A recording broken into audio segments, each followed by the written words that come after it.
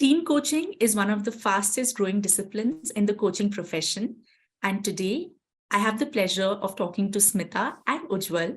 And together, we're going to explore what team coaching means. What does it mean to have a systemic lens while you're working with a team and an organization, and what impact it has on the performance and outcome of teams.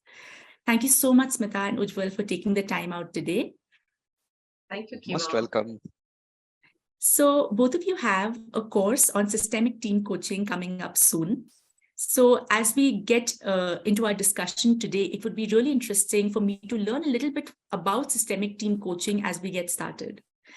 Smita, would you like to share a little about systemic team coaching? Sure. The program that we are starting, that is called Systemic Team Coaching, and it is leading towards ICF's advanced certification in team coaching.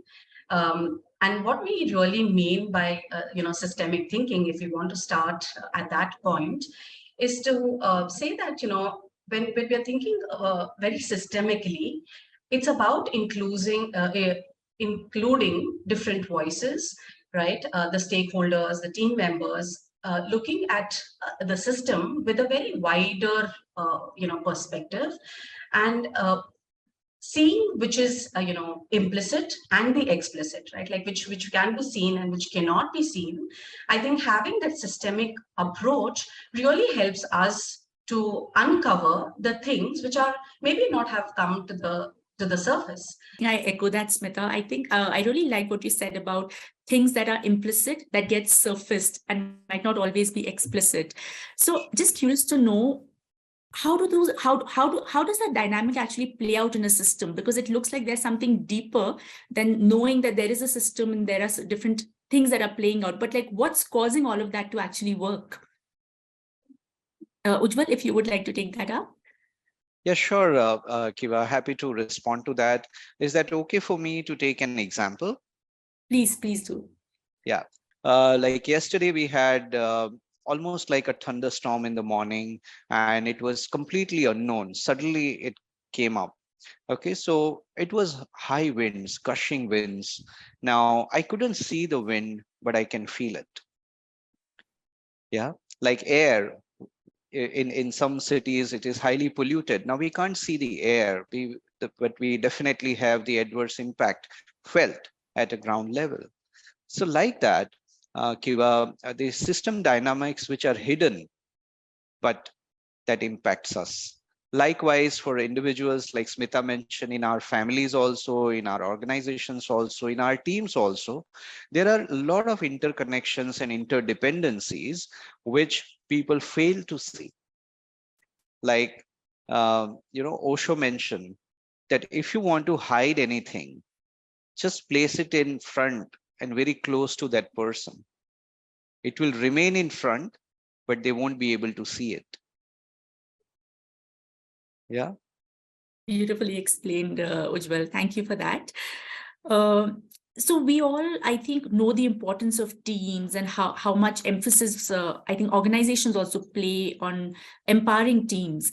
So my next question is on what does team coaching really mean? It's one thing to understand teams and the importance of teams, but what does team coaching really mean? I think, team coaching is really about seeing the team as an entity. I mean, if the coach can go with that mindset of considering the team as one entity, respecting the individual's feelings and thoughts and perspectives in place, but also having that visibility of, seeing the collective. And, it's not about what is right or wrong, like having that, having that mindset to see it more as what the system would want, the team to be as. So it's a very the team coach really needs to have the in-depth understanding of the competencies, which ICF has very beautifully framed, and very similar to the individual competencies, the ICF individual competencies, but in line with saying that, if we can view the team as one single entity, then how does it really play in ultimately achieving the organizational objectives? Really like the emphasis on the team being an entity in itself. And what I'm hearing is that one of the operating beliefs of a systemic team coach is to view that team as that entity and then coach them on whatever the different needs are. Any other operating beliefs that can help a coach in enhancing this understanding and operating as a team coach? Ujjwal, if you would like to take that up. Yeah, sure, Kiva. So one of the key operating beliefs Smita has beautifully outlined.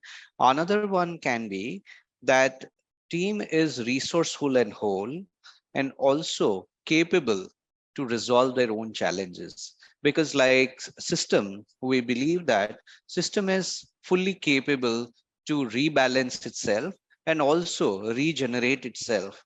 So whenever there is any imbalance, okay, how team as a system and team in the system can learn to balance itself. Okay, and at this juncture, I would also like to double click on three basic needs of a system, which could be an individual member, family system, organizational system, and overall. So first of all, there is a need for every member of the team to feel safe. So are they feeling safe within themselves and are they feeling safe with each other? Are they also, their system, say organizational system, is making them feel safe or not? Another need is need to belong. So is that belongingness need, whether it is taken care of or not? And third is need for respect or dignified place in the team, or taking care of esteem needs of an individual and also as a team.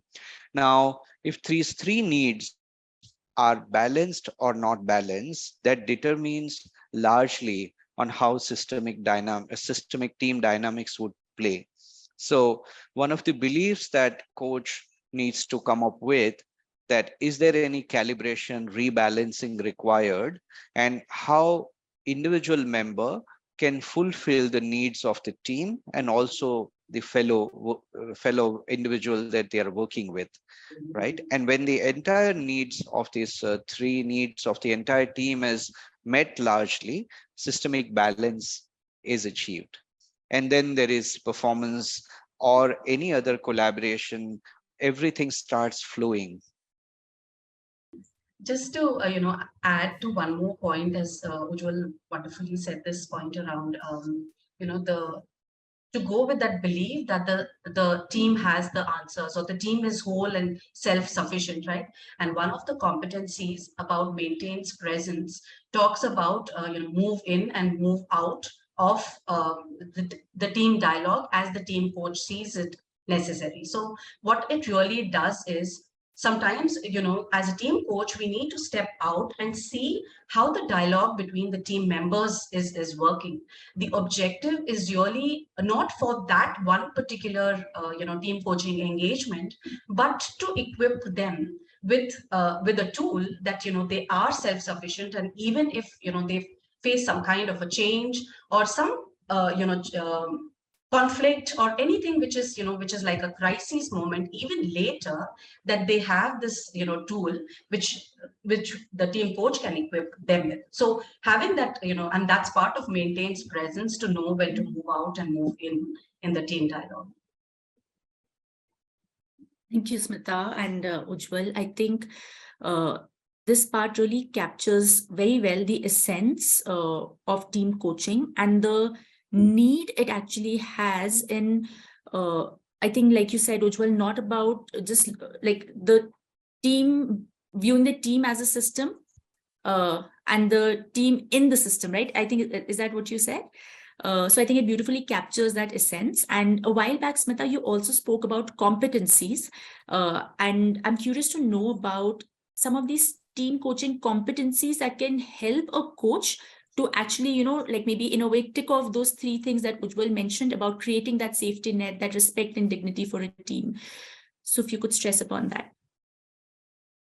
Yeah, so one of the competencies is about cultivating trust and safety, right? And when it is about individual, it's just about the conversation between the coach and the client. But here, when in the team setup, it's about multiple individuals, and each having their own feelings and thoughts and perspectives. Then as a team coach, how do we ensure that each member gets their share of the talking, or expressing what they're feeling. So it becomes very important for the team coach there in helping to build that trust between the team, by fostering and inviting each team member to equally contribute. And adding to one more point, it's about having co-coach. Like Ujjaval and I have done multiple projects together where we have team coached, uh, and there, while we also team coach the other team, how are we kind of exhibiting the collaboration between us, the effective communication between us? That also has an impact and a role to play. As team coaches, we also become part of their systems. Definitely. And I think role models in actually exhibiting those skills and that mindset. So I heard you talk about trust and safety, cultivating that as one competency. Anything else, Ujjwal, that you would like to add, which clearly shows that systemic lens? Because I think some of the competencies might also be similar to individual coaching, but what is that differentiator when you think about a team coaching competence? You're on mute. Yeah, thank you for that, Kiva. Yes, so I would say that, see, the name of the competencies are the same, but the description, definition, and application is different. Yeah, for example, in core competencies of an individual coach, there are strict restrictions about giving any advice, any suggestion, making any course correction. All of that is duly restricted.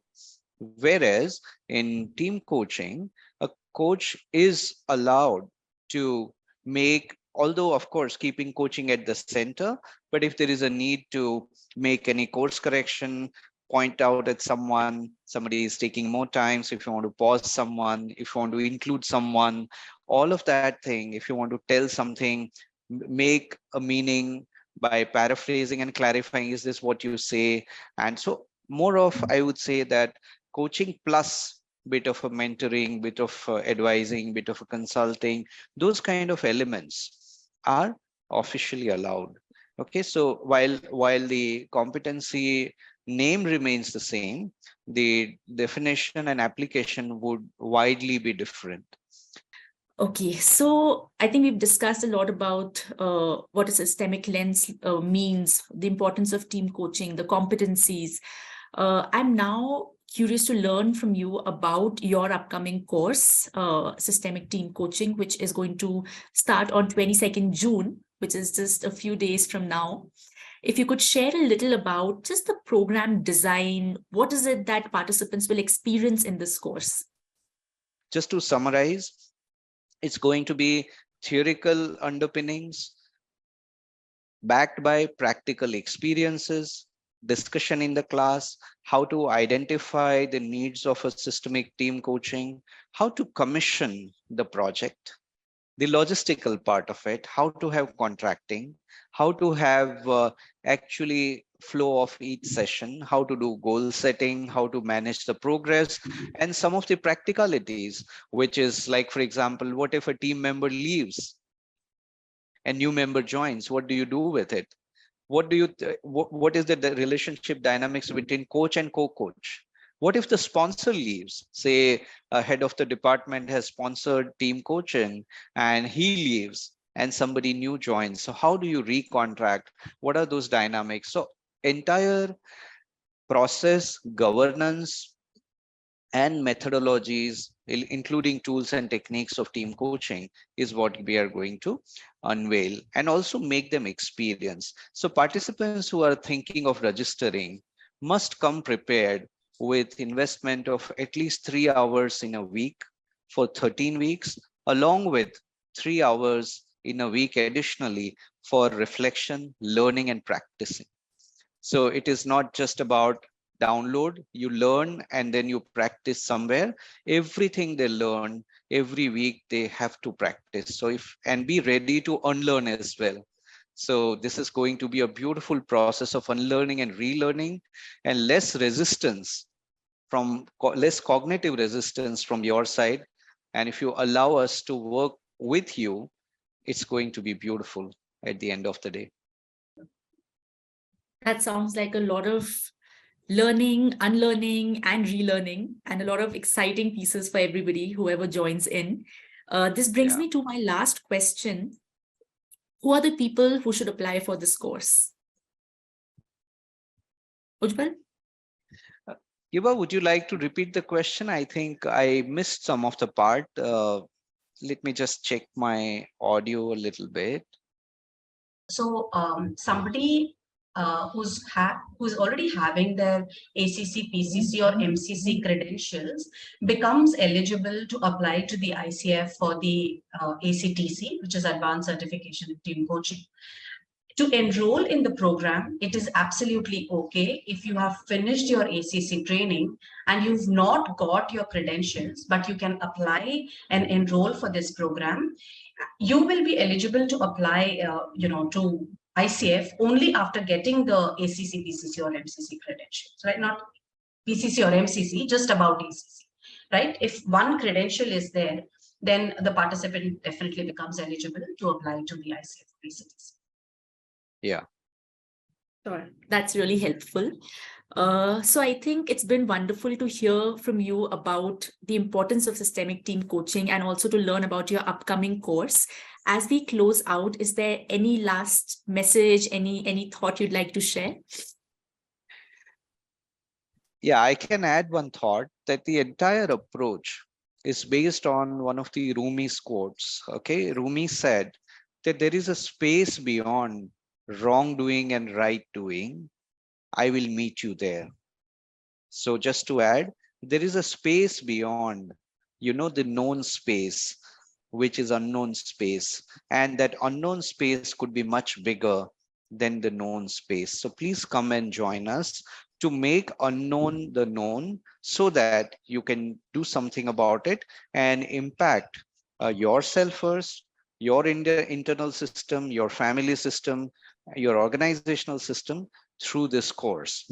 So just don't think about a narrow approach or, okay, I will learn some team coaching and I'll get paid. All that is want, but need is transformation. So we are going to focus on a mastery level learning, and also there are multiple opportunities for transformation, and we are looking forward to serving you.